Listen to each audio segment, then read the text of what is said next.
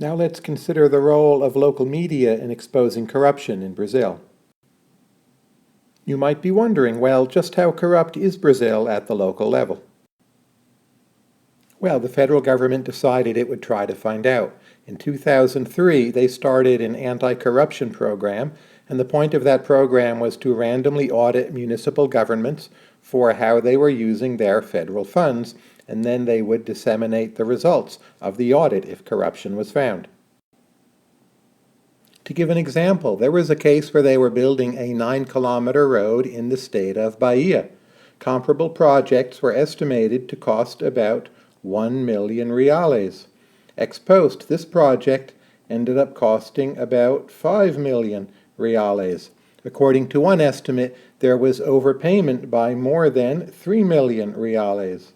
By the way, the company involved in building the road, Mazda, gave a free apartment to the mayor and his family, and that apartment was valued at about 600,000 reales.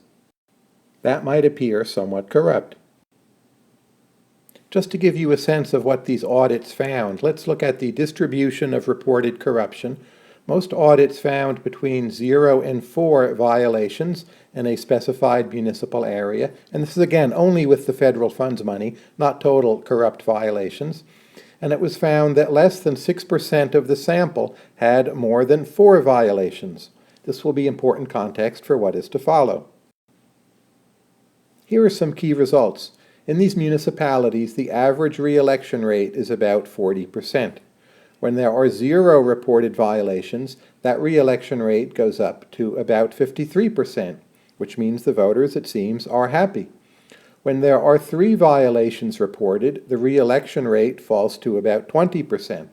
In other words, reporting a lot of violations hurts the electoral chances of the politician. We get a slightly funny result when the data report more than 3 violations.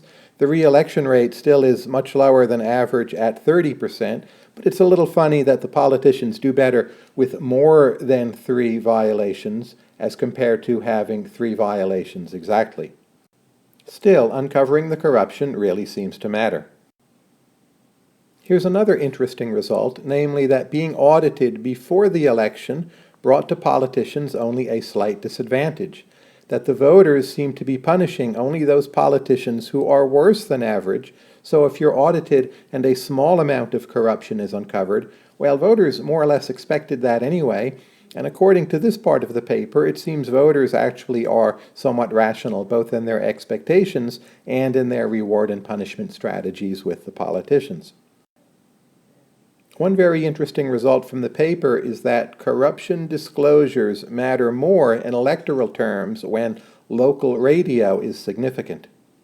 Keep in mind that in many parts of Brazil, local AM radio is especially important as a news source. So consider this comparison. If there is an audit, and if more than 3 violations are found, and if there are local radio stations, then the probability of re-election for those politicians goes down by 16%. That's a fairly significant effect. But here's the comparison. If there's an audit, and if more than 3 violations are found, and there are no local radio stations, which is the case in some of these areas, then the probability of re-election for those politicians caught being corrupt, it goes down by only 3.7%. Now, we cannot prove that the local radio stations are the causal factor here, but still this evidence is at least consistent with that possible view.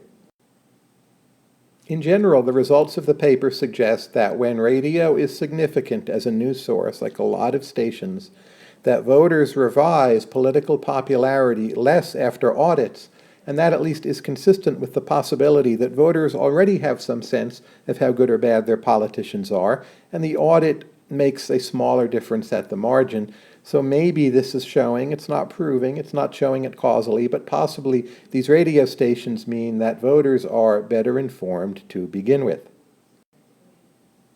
The source of these results is an excellent paper listed here, and you can find this online.